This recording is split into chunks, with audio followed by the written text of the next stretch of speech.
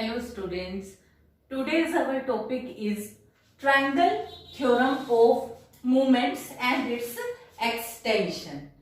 अब यहाँ पे हमारे पास है क्या, if three forces acting on a rigid body B represented in magnitude and direction and line of action by sides of a triangle taken in order, they are equivalent to a couple whose moment is twice the area of triangle. अब देखो triangle law of forces हम कर चुके हैं already, तो उसके according हमने क्या किया था कि हमने सबसे पहले ए बी सी एक ट्राइंगल बनाई जिसके अलोंग हमने पी क्यू आर तीन फोर्सेस ली. अब तुम्हारे को पता है ट्राइंगल लॉ ऑफ फोर्सेस के अकॉर्डिंग अगर हम साइड्स मतलब ये जो है टेकन इन ऑर्डर का मतलब है कि पी क्यू और आर की डायरेक्शन सेम होती है, या तो तीनों की क्लॉकवाइज या तीनों की एंटी क्लॉकवाइज. तो इस डायरेक्शन के अकॉर्डिंग जो दो फोर्सेस होती हैं, तीसरी फोर्स उसके इक्वल एंड अपोजिट फोर्स उसको बैलेंस करती है. यानी कि सपोज मैंने एक फोर्स P कंसीडर करी B पॉइंट से, एक फोर्स R कंसीडर करी, तो इन दो फोर्स का रिजल्टेंट क्या होगा, will be equal to Q होगा, और वो किसके अलोंग एक्ट करेगा, अलोंग AC एक्ट करेगा. देखो वैसे तो Q फोर्स CA के अलोंग थी, तो यहाँ पे और R और P का रिजल्टेंट किसके अलोंग एक्ट कर गया, AC के अलोंग एक्ट कर गया. तो अब मैंने क्या किया कि B पॉइंट पे ही मैं सारा काम ले रही हूं, तो इसलिए मैंने B पॉइंट से AC के बिल्कुल पैरेलल एक स्ट्रेट लाइन ट्रेस कर दी, दैट इज BE.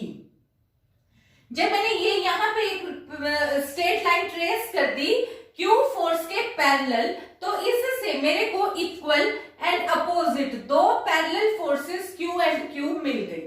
अब मैंने क्या किया, B से AC के ऊपर एक परपेंडिकुलर ट्रेस कर दिया. इससे मेरे पास जो कपल है ये Q और Q ने क्या बना लिया, दो equal and opposite parallel forces ने कपल बना लिया, और इसका मोमेंट कितना होगा, एक फोर्स इनटू इनका perpendicular distance, that is Q into Bn. अब जो यहाँ पे Q है, Q किसके बराबर है, will be equal to CA के बराबर है. अब ये चीज मुझे पता है कि base into perpendicular is equal to किसके इक्वल होता है, is equal to 2 times area of triangle ABC.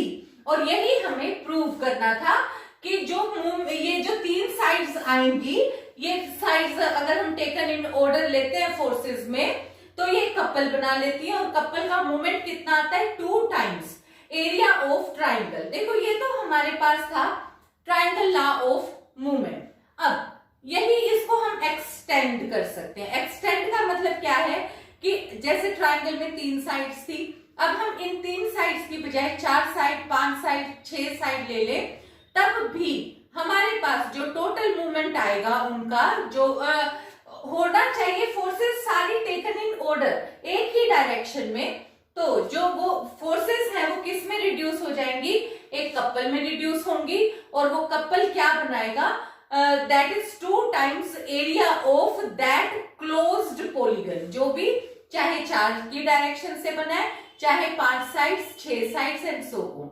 तो अब हम एक ही पेंटागन के हिसाब से करते हैं, जहां पे हमने 5 साइड्स के लिए इसको एक्सटेंड कर दिया.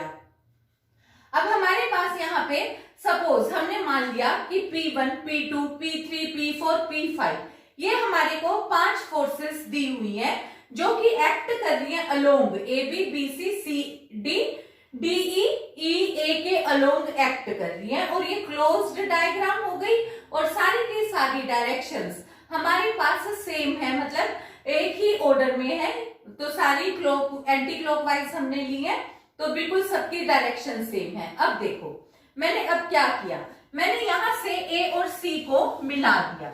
अगर मैंने A और C को मिलाया है, तो यहां से मेरे पास मैंने क्या किया कि यहाँ पे AC के अलोंग इक्वल एंड पैरेलल कोई भी 2 फोर्सेस ऐड कर दी. अगर मैंने 2 फोर्सेस ऐड करी हैं, तो यानी कि मैंने कुछ भी सिस्टम को इक्विलिब्रियम से नहीं हटाया, अभी भी मेरा सिस्टम इक्विलिब्रियम में है, जैसे पहले इक्विलिब्रियम में था, क्योंकि इन दोनों ने एक दूसरे को बैलेंस कर दिया। तो अब देखो मेरे पास क्या फोर्स है, P1, P2 और एक ये वाली फोर्स है, ये हो गई जो भी इसको नाम तुम दे दो, तो ये फोर्स हो गई। अब ये तीनों का जो मूवमेंट है वो मेरे पास कितना आएगा, this movement will be equal to 2 times area of triangle. अब ये वाला तो मेरे पास आ गया। अब मेरे पास क्या हो गया, अब मैंने इसको A और D को मिला दिया। अब मेरे पास देखो ये वाली फोर्स तो मेरी यहीं पे बैलेंस हो गई। अब एक फोर्स मेरी इधर आ गई, एक फोर्स इधर आ गई। ऐसे ही मैंने एक फोर्स इस डायरेक्शन में और एक फोर्स इस डायरेक्शन में इक्वल एंड अपोजिट अप्लाई कर दी। अब उससे मेरे पास क्या चीज हो गई, अब ये फोर्स और ये फोर्स अब किससे बैलेंस हो गई, वो इस एक फोर्स से बैलेंस हो गई। और इसमें भी यहाँ पे मेरा जो रिजल्ट मूवमेंट है ये कितना आ जाएगा, ये वाला मूवमेंट भी मेरे पास 2 टाइम्स एरिया ऑफ ट्राइंगल आ जाएगा। अब ये वाली फोर्स मेरी फिर से बैलेंस हो गई, ये वाली फोर्स बची। अब ये फोर्स प्लस ये फोर्स किसके से बैलेंस हो जाएगी, इससे इक्वल एंड अपोजिट के अकॉर्डिंग बैलेंस हो जाएगी। और यहां से भी मेरे पास फिर वैल्यू कितनी आ जाएगी, ये वाला भी एरिया ऑफ ट्राइंगल 2 टाइम्स आ जाएगा। यानी कि मेरे पास जब मैंने अलजेब्रिक सम ऑफ मोमेंट्स में करूंगी तो मुझे पता है, क्योंकि ये कांस्टेंट क्वांटिटी है, और ये सारा का सारा रिजल्ट मेरे पास कितना आ जाएगा, 2 टाइम्स। अब एरिया ऑफ ट्राइंगल की बजाय 2 टाइम्स एरिया ऑफ पेंटागन आ जाएगा। Now in this article, if 3 non-concurrent forces acting on a rigid body be equivalent to a couple, they must be proportional to sides taken in order of the triangle formed by their line of action. अब देखो ये अपने को पता है कि अगर forces non concurrent होती हैं तो वो हमारे पास एक ट्राइंगल बना सकती हैं। तो इस वजह से हमने कहा, क्योंकि फोर्सेस नॉन कंकरेंट थी, तो हमने ए बी सी इस तरीके से ले लिया कि ये बी सी पी है, बीसी लाइन के अलोंग पी फोर्स एक्ट कर रही है, तो यानी कि पी फोर्स का लाइन ऑफ एक्शन क्या है, बीसी, क्यू का लाइन ऑफ एक्शन क्या है, सी ए, आर का लाइन ऑफ एक्शन है ए बी। अब हमने इन तीनों को कट करते हुए इस तरीके से दिखाया कि ये ए बी सी एक ट्राइंगल बन गई। अब जो फोर्सेस हैं वो हमारे को कहा हुआ है टेकन इन ऑर्डर, तो हमने देखो पी क्यू आर तीनों की डायरेक्शन हमने एंटी क्लॉकवाइज शो की है। और अब ये भी तुम्हारे को पता है कि अगर हम ए से बी सी के ऊपर परपेंडिकुलर डालते हैं तो तुम्हारे पास एरिया ऑफ ट्राइंगल कितना होता है, half base into perpendicular, that is BC into A L is equal to 2 times area of triangle. ये चीज भी तुम्हें पता है। अब तुम्हारे को फिर ये पता है कि मूवमेंट अबाउट हम ए के अलोंग ले लें बी या सी, वो सेम ही रहता है और movement is a constant quantity. तो अब मैंने कांस्टेंट क्वांटिटी की वजह से मैंने क्या कंसीडर कर लिया कि मैं मान लेती हूँ कि जो ये मेरे पास है be equivalent to a couple and they must be, couple बनाते हैं तो कपल है तो मूवमेंट होगा ही होगा, तो वो मूवमेंट मैंने जी कंसीडर कर लिया। तो टेकिंग मूवमेंट अबाउट ए, एक मैंने ए पॉइंट के अबाउट मूवमेंट लिया। अब ए पॉइंट के अबाउट अगर मैं मूवमेंट कंसीडर करती हूं तो ये क्या आएगा, आर और क्यू फोर्स, तो क्योंकि इसमें से ए में से क्रॉस कर रही है तो इसलिए Q into zero R into zero हो जाएगा। और दोबारा बी सी फोर्स के साथ इसका परपेंडिकुलर डिस्टेंस कितना है, ए एल है, तो मेरे पास मूवमेंट अबाउट ए कितना आ गया, P into A L, Q into zero plus R into zero, that is P into A L आ गया। पर मैंने इसको मान कितना रखा है, क्योंकि ये कपल बनाता है और कपल का मूवमेंट मैंने कंसीडर कर लिया, क्योंकि अभी भी हम आर्टिकल करके आए हैं कि ट्राइंगल में taken sides taken in order, तो उसमें क्या होता है कि जो कपल है ये वाली जो फोर्सेस है, ये 3 फोर्सेस एक कपल से हम मूवमेंट ऑफ कपल से रिप्रेजेंट कर सकते हैं। और वो कपल, क्योंकि movement of couple constant quantity है, मैंने जी कंसीडर किया और ये इक्वल टू फिर किसके मैंने इक्वेट कर दिया, इक्वल टू जी के इक्वेट कर दिया। अब यहां से ए एल, अब यहां पे भी हम कर चुके कि A L into B C is equal to 2 times area of triangle. तो ए एल की जगह पे मैंने क्या पुट कर दिया, 2 times area of triangle into BC। अब मैंने यहाँ पे P ओवर BC एक साइड रखा, G over 2 times area of triangle एक साइड, क्योंकि G भी कांस्टेंट है और एरिया ऑफ ट्राइंगल भी कांस्टेंट है, तो ये किसके इक्वल आ गया, equal to a constant quantity. अब सिमिलरली अगर मैं टेकिंग मूवमेंट अबाउट B निकालती हूँ और मूवमेंट अबाउट C निकालती हूँ, तो मेरे पास क्या आ जाएगा, Q into CA will be equal to G over 2 times triangle. ऐसे ही R over AB is equal to G over 2 times area of triangle. तो यहां से मेरे पास क्या चीज हो गई, जब मैंने इन तीनों को इक्वेट किया तो P over BC is equal to Q over CA is equal to R over AB।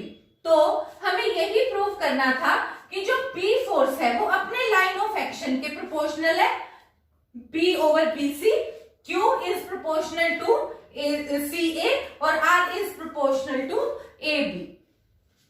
Now we have one numerical.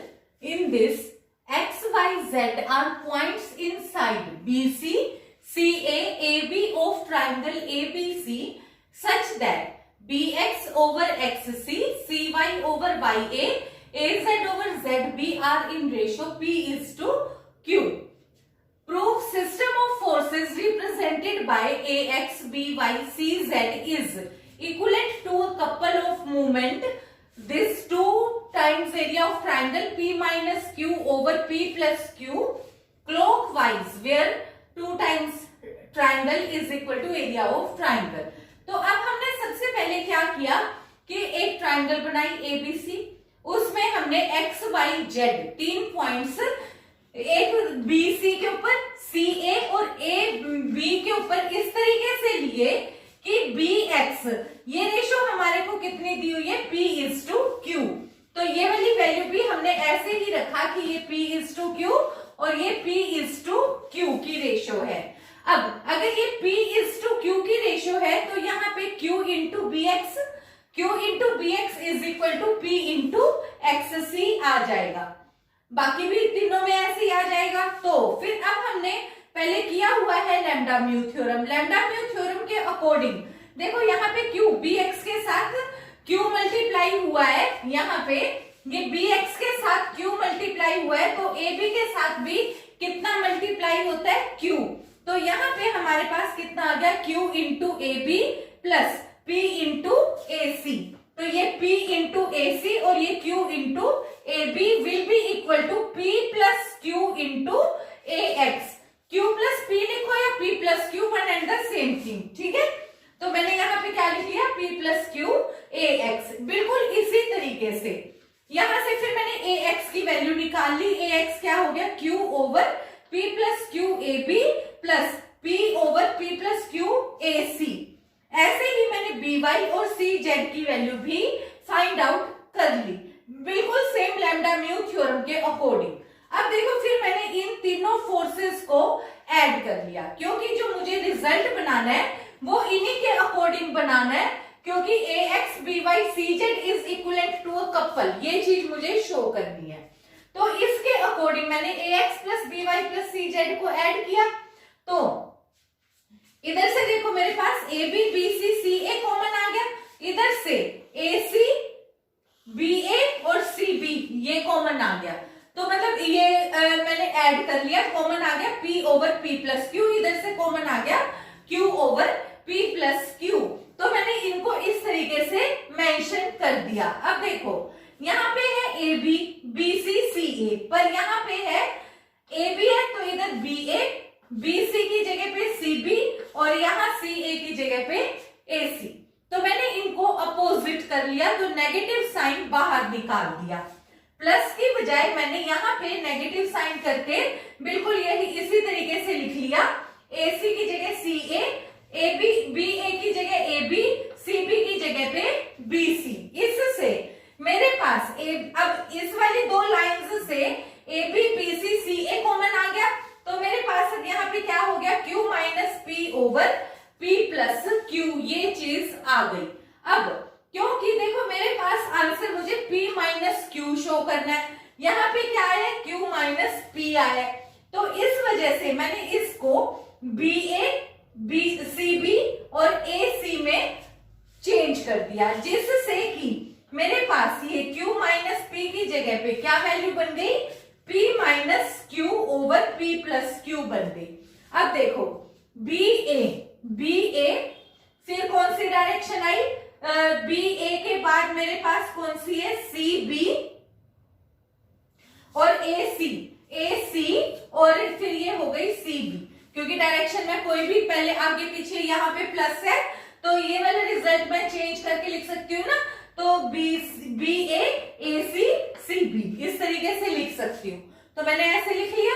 अब क्योंकि ये तुम्हारे को पता है कि ये कौन सी डायरेक्शन हुई, ये डायरेक्शन है क्लॉकवाइज, तो मैंने अब यहाँ पे क्या कर दिया कि अब और इसके अलावा ये तीनों की तीनों साइड्स ऑफ ट्राइंगल से रिप्रेजेंट हो रहे हैं, ए बी बी सी सी ए का अपोजिट यानी कि बी ए सी बी और ए सी ये किससे रिप्रेजेंट हो रहे हैं, sides of triangle taken in order. और अभी अभी हमने रिजल्ट किया कि ये एक मूवमेंट बनाते हैं, मूवमेंट और उसका मूवमेंट आता कितना है, 2 टाइम्स एरिया ऑफ ट्राइंगल।